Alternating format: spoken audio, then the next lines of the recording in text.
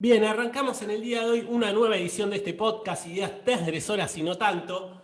En la edición de hoy vamos a hablar de una película que tuvo mucha polémica en el 2018. Estamos hablando de Bandersnatch, una película que fue creada para Netflix, una producción de Black Mirror, justamente como dijimos en el 2018. ¿Por qué es una idea transgresora para mí?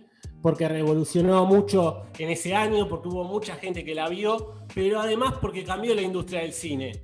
No sabemos si la cambió de forma permanente. Eso es lo que habría que hablar y lo que vamos a hablar también dentro de un rato con el crítico de cine Matías Lertora.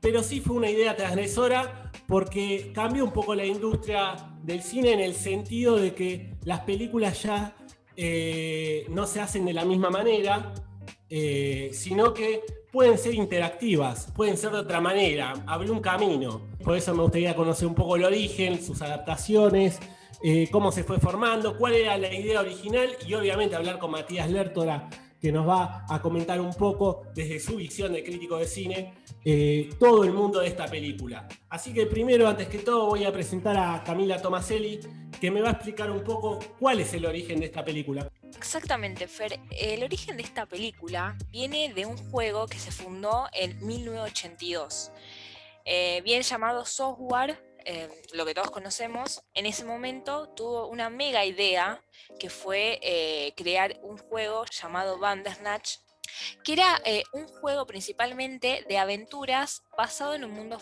futurista. Este juego revolucionó a todos los fanáticos de los videojuegos, y ellos vieron tanta, pero tanta repercusión que empezaron a hacer mucha publicidad a nivel masivo. Eso fue lo que los llevó a que tengan tantas deudas con las grandes empresas, con los grandes publicistas. Y bueno, a la hora de pagar, en 1984, 2 años después, la empresa tuvo que quebrar porque no podían pagar semejante monto. Y ¿a qué viene esto? El inicio de la película de Black Mirror es la fecha que aparece ahí, 9 de julio de 1984, es la misma fecha que quebró la empresa que hizo el juego, digamos. Muy interesante todo lo que comentás, porque en realidad era un videojuego, como vos lo comentaste, y después al final, como fracasó, al fracasar lo buscaron la idea de una película. Así que bastante interesante lo que comentaste, Cami. Bueno, también gracias. me gustaría... No, de nada, muchas gracias a vos. También me gustaría hablar con el Unai Martínez, Viademonte, que nos va a contar un poco de las adaptaciones de esta película. Así que comentanos, Elu, ¿qué tenés para contarnos de esto? Sí, Fer, traigo 2 adaptaciones más de estas películas interactivas.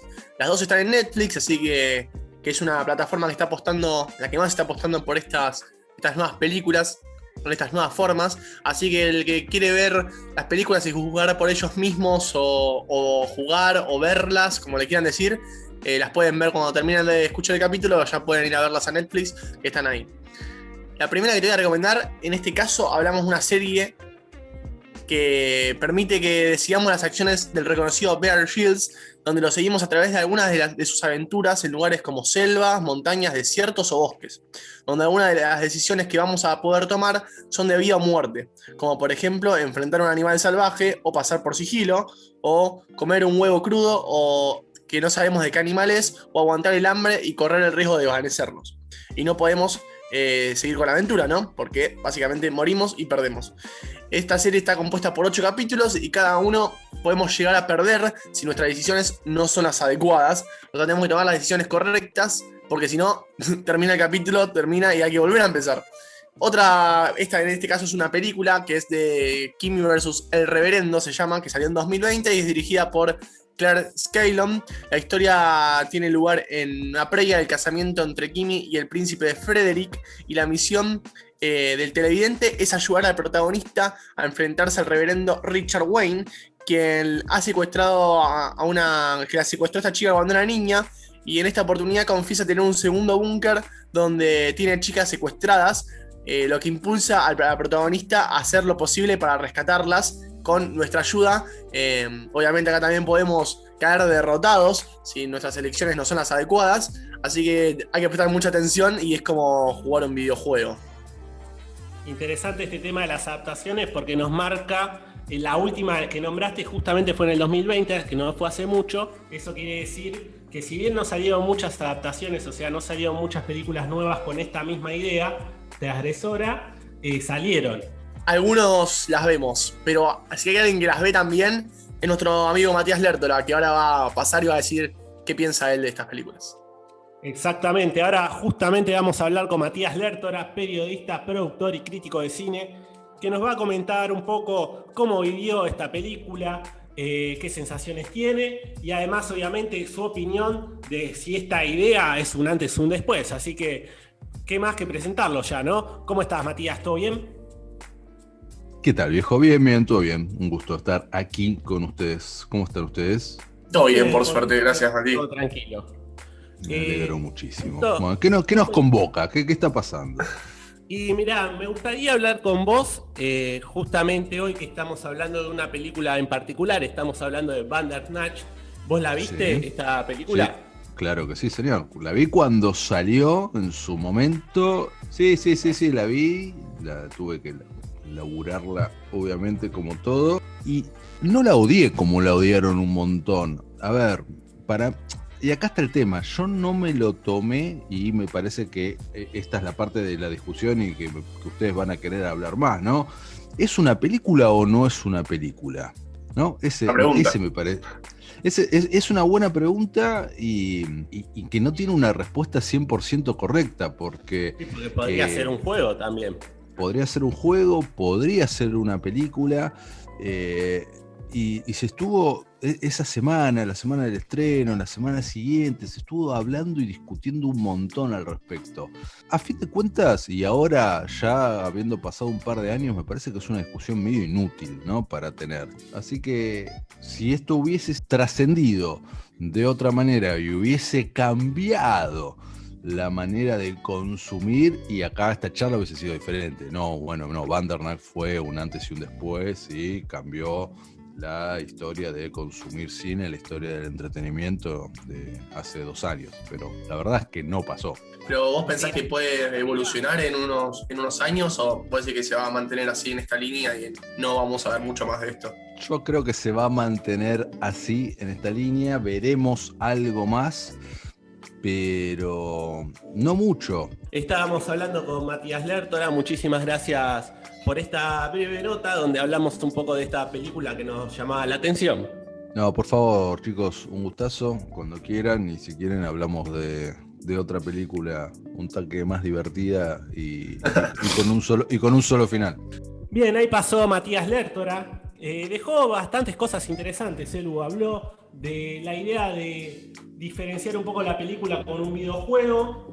Dejó también algunas opiniones de esta. Por eso, por las opiniones que dejó, me gustaría que cerremos este podcast, que cerremos esta edición con una opinión de cada uno de qué les parece esta idea, si va a marcar un antes y un después, si se va a quedar acá en lo que fue, en la polémica que quedó. Así que, ¿qué te parece?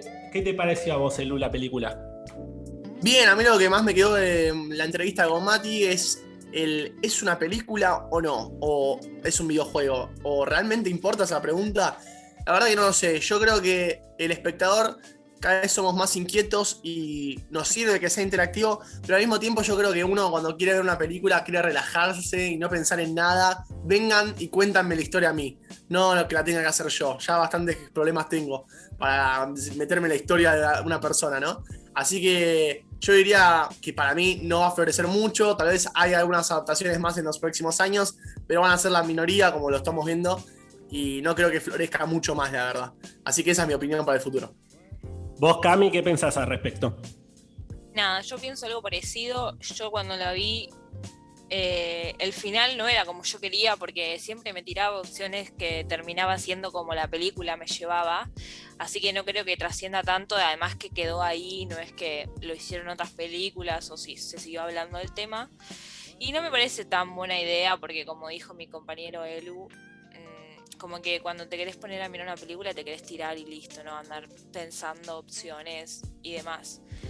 Así que para mí tampoco va a trascender mucho esto. Bueno, yo Creo que la historia no fue buena y eso ayudó también a que no siga un poco, por lo menos ayudó a que no se vea tanto eso. Pero también creo que no va a trascender demasiado, justamente porque es algo que en un momento puede ser innovador, que unos días, unas semanas, unos meses puede funcionar, pero no creo que sea algo redituable a largo plazo. Así que, si les parece, si ya con la opinión que tenemos, después dejemos que la gente piense el resto, que la gente opine qué le parece esta idea, si le gustaba, si quieren que se hagan más películas de este lado. Así que dejémoslo a la gente, ¿qué les parece? Me parece perfecto, muy buena idea.